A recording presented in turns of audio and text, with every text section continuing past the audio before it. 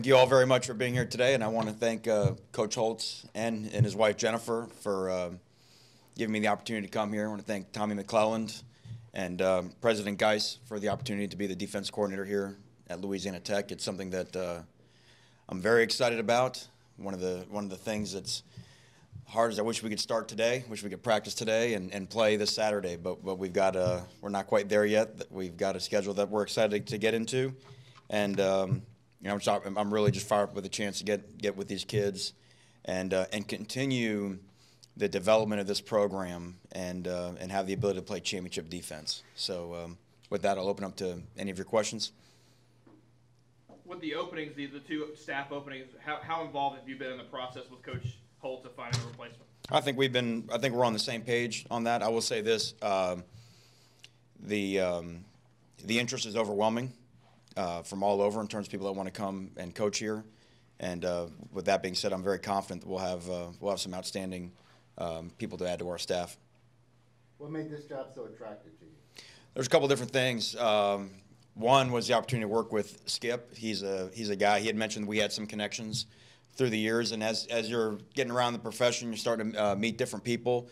There are certain guys you just say, I'd like to have the opportunity to work for this guy. I think you win with good people, properly led, and I think the opportunity to be, sort of in his program with what he's got sort of rolling here, I think that's a big part of it. Secondly, this is a great institution to sell.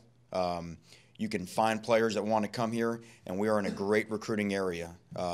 Obviously, I've been on both sides of this state, and the high school football in this state is second to none. And just the opportunity to be able to coach these kids, you can find great defensive football players within a 4-hour drive of our campus, and that's the whole key to this whole deal. Is those guys that got to go out there and play. Those are the guys that deserve all the credit. It's fun to coach them, but those are the guys that make the plays in the game. So we've got an opportunity to get some great players on this campus. Manny, it seemed like you had some opportunities to be a position coach somewhere else. How important was it for you to maintain that DC position and to keep on flowing at the same level? Very important. I did. I had opportunities from conferences from coast to coast to go and do different jobs. But I love being a defense coordinator. I enjoy it. I enjoy the everything about it. From to me, the real buzz is when you get 11 guys that stop thinking about themselves and sort of become a servant to the overall defense, and then all of a sudden it's like you're playing with more than 11. It creates a buzz, and the guys start making plays, and you start playing fast, and that's really the most exciting thing for me is when you take a group of guys, they unite in a common goal, because we don't call where the play goes. We don't get to decide we're going to hand the ball to this guy or throw it to that guy. We don't know who gets the opportunity to make the play before the play begins. But if everybody just goes and says, I'm just going to do my job to the best of my ability, it's amazing how the game rewards you. And when those guys see that and they act like they love playing together, that's a big thing to me, is that you want guys to act like, it's 11 brothers out there on the field that, that just cannot be divided in any way, shape, or form. That's my juice. So the opportunity to be a defense coordinator was a big deal to me. Winter workouts have already begun for you guys. What have you been able to see? I know you haven't been able to install much of your scheme, if any of it. What have you seen from the players thus far? Well, the first thing is, and at any program, when people start talking about the defensive coordinator, the defensive coordinator usually at any program is a strength coach. And what Coach Hester has already instilled here in terms of these guys' work ethic, their ability to strain, their ability to never surrender, those type things. See, we only get them really 15 days in the spring and then 29 days before we start coaching in the games in August. So the strength coach is with them every day. So the things that you have to have toughness, and you have to have accountability to have any type of chance to be good on defense. There's not a scheme that can be invented that can overcome a lack of toughness or a group of kids that don't exhibit accountability towards one another. Well, where does that come from? That comes from your strength program. So Coach Hester has already done a great job with that. I can see that in the kids and the way that they worked. I've had a chance to watch all the film already from last year, not in terms of analyzing anything schematically, but just seeing who we have returning, who we have coming back, and I'm very excited about the potential we have on defense going forward this year. I think we've got some players that have a chance to be really, really good, and our whole Our whole mentality is we want to play championship defense. We want to be the defense that can win us a Conference USA championship. That's the only thing that's our sole focus is we just want to be champions. Obviously, things didn't end well at Texas the way it is, but what would you say that maybe the biggest lesson that you kind of learned moving forward that's going to help you out here for the Bulldogs? I think it would hard to be say that there's one. I think there's all kinds of different things that you learn. Every year as a coach, you want to get better as a coach. But I will say this, is that I'm going to go back to the idea of accountability and toughness. That without those two things, it's accountability, it's toughness, and it's trust. But trust really comes from the first two. Because if the first two are weak, you can say whatever you want to about trust, you won't have it. You cannot play great defense without trust. The right defensive end has got to trust the left defensive end that he'll do his job, maintain his leverage. If I start believing that he won't do that, then I'm going to start doing something that I'm not supposed to do, and the whole thing breaks down. Well, your trust comes, again, from the amount of accountability that you have in your program and the way that you exhibit toughness in your program. And both accountability and toughness are trainable attributes.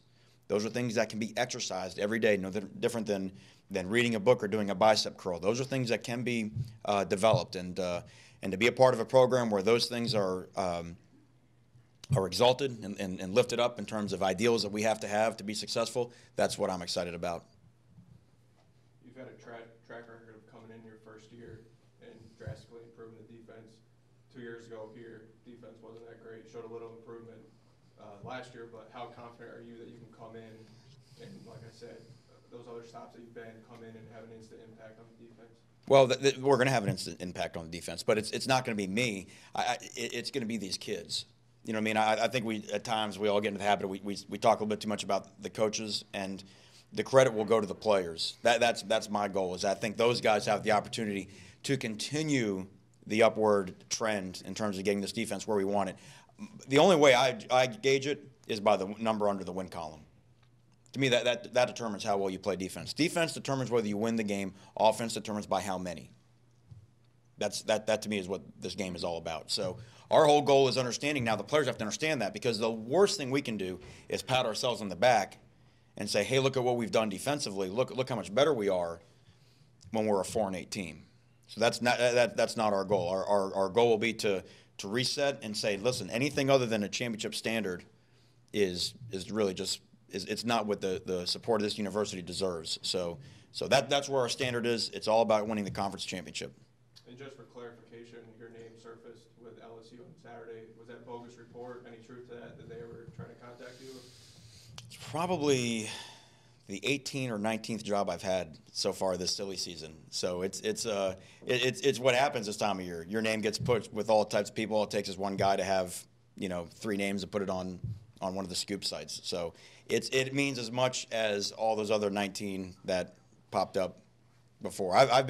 Trust me, I've had a lot of jobs over the last 19 months, or the last 9 weeks or whatever. But no, it's silly season. That's you know what it's all about. Coach, when you got a chance to look at the tape and you look at the position groups and what you've got returning, what position group stood out the most to you? Well, I think to have any type of success, everything starts up front, obviously. And I do think there are some guys up front that we feel like that can the easiest thing to do in the game of football is to run a straight line up the middle of the field. So to be good at defense, you have to be strong with the middle. All the cliches you've heard, but they're all true. And so starting the defensive tackle position, I think we've got some guys come back there that are, cause some excitement in terms of our ability to be sound there and then move out from there. And I think if we continue our progress on the defensive line, I think that will be the foundation of our success. And then you have to look at the top end. Because really, good defenses, you have to stop the run and you have to limit big plays. And so you look at some of the things that the kids did in the secondary last year without really a lot of experience. But you see man coverage skills. That's one question you always need to know, is that can you play man coverage? And I look at what we have and I'd say yes. And I said we can get close to wide receivers and try and deny the ball and take some things away. So those would be the spots. And I'm not trying to leave a spot out by omission, but those would be the spots I'd say, because everything starts up front. First, you're going to look at are we going to get knocked off the ball? And the video evidence at this point says no, we won't be knocked off the ball. And then can we cover on the back end? I think we got some guys that can cover. The way things ended at Texas, Do you coach with a little chip on your shoulder heading into the season, you think? I think, you could say that, but I don't know that that's not the way that we all are in this profession. Because unless you're the guy that held up the shiny crystal ball trophy, I mean, just about everybody in this country's got something left to prove. And I think that's part of that's part of the competitor in you anyway. I mean, in this profession, really, to survive, you've got to be the ultimate competitor. And I wouldn't, I mean, whether it's myself or any other guys on the staff, because you don't want to fall in the trap, because this is a really important deal. It is not about me, and that's the thing. You don't want it to all of a sudden act like, well, it matters more to me than it matters to this player or this other coach or whatever. We're all competitors, and that's what we're going to do. We're all going to give everything we have to compete to keep pushing this rock up the hill. Just to go back a little, how quickly did the talks with Skip develop? I mean, when he first contacted you and there was interest, I mean, did you have to think about it a lot, or I guess just take me through that timeline? Yeah, I guess, like you mentioned, we spoke at the convention, and then I would say it all wrapped up in it was probably a 6-day period, is what I would say, from first contact until when my feet were on the ground here in Ruston. So yeah, I mean, it's thing you have to talk about. Have a look at the place. Talk with the family. See what's best in terms of all that. And of course, it's crazy time of year. There's all kinds of, maybe this, if, thens, and that's going on. But I'll tell you, since I've been here, everyone I've come in contact with in Ruston has just been outstanding, and my family really wishes they could move here tomorrow. We're really just excited to get going. Coach, when you look at it schematically, you're based out of a 4-3. You don't have a ton of linebackers on the roster right now. I'm sure that's something you're going to address in recruiting next season, but is it a concern next season with as few linebackers you have on the roster? Well, we'll find out. The one thing we'll do this spring is we want to just find football players. And I know that, again, that sounds like Coach Talk 101, but it's still true. I'm not a good enough coach to not play our 11 best players. And if our 11 best players means that we're going to play 3 D tackles and an end, or if it's going to mean we're going to play with 2 linebackers and 3 safeties, or vice versa, it doesn't matter. Well, I can call them whatever we want to on the board. There's going to be 2 A gaps, there's going to be 2 B gaps, and there's going to be 2 C gaps. And if they put a tight end on the ground, then there's going to be a D gap. And in every defense we got to have somebody's nose in one of those gaps. Now, what jersey number they wear and how tall they are is really of little consequence to me. So, and I want the players to understand that too, that just because you had this status last year and you played this position last year, we're going to find a way to get 11 guys that will run to the football, and when they get there, they're kind of in a bad mood when they arrive at it. You know a little something about the first opponent, I assume, this coming year. When you start kind of already passing on that knowledge that I know these guys pretty well. Yeah, I mean, the opportunity to play, and that's one of the neat things, the opportunity to start off and play a team like Oklahoma up there will be a great challenge for our guys. Playing Auburn, at Auburn, that's an offense that I've gone up against, and that'll be great for our guys. But as a competitor, it's what you want to do. You want to challenge yourself in the most hostile environments. I was worried about a hostile environment here when I came here and the food wasn't here yet. I said, this is not a way to, this is all right. I get it. Put the defense coordinator in harm's way and see how he can handle dodging bullets. But no, so those are great games to test our guys in. That's part of the reason we want guys to come to school here, because they want to go run out of that tunnel and not blink. But that being said, they hang up banners in your stadium for winning the conference. And that's something that not a lot of people can do year in and year out. Okay, there's only so many in the country. So those are the games that will define you. As alumni, those guys will come back, later on in their career, and they'll be able to look up at that banner. You don't really put up a banner and said, we beat this team, we beat that team. When I was at Middle Tennessee, we had some big, some of those big type of wins against, BCS quote unquote teams or whatnot. But there's not a banner up in the stadium that says, hey, look, we beat that team back-to-back years. You know what I mean? But you want it to say, we won our conference, because everybody in our league knows who we are. Everybody in our league knows that they've got to beat us. We've got a championship game, and we got to go play everybody on our side, get to that championship game and win it. And then you put something up.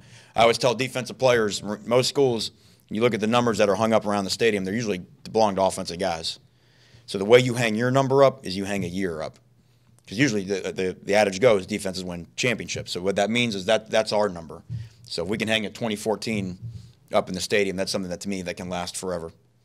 Coach, you talked about Middle Tennessee. Before you took the job here at Louisiana Tech, did you call Coach Stockstill and have a conversation with him? Yeah, well, he and I had talked because he, obviously, like Coach Holt said, the two of them go way back, and that meant a lot to me because I think a lot of Coach Stockstill. I really enjoyed my 4 years there, not just in terms of the coach. Yeah, you have to remember, they call us football coach. We do it 12 to 13 times a year.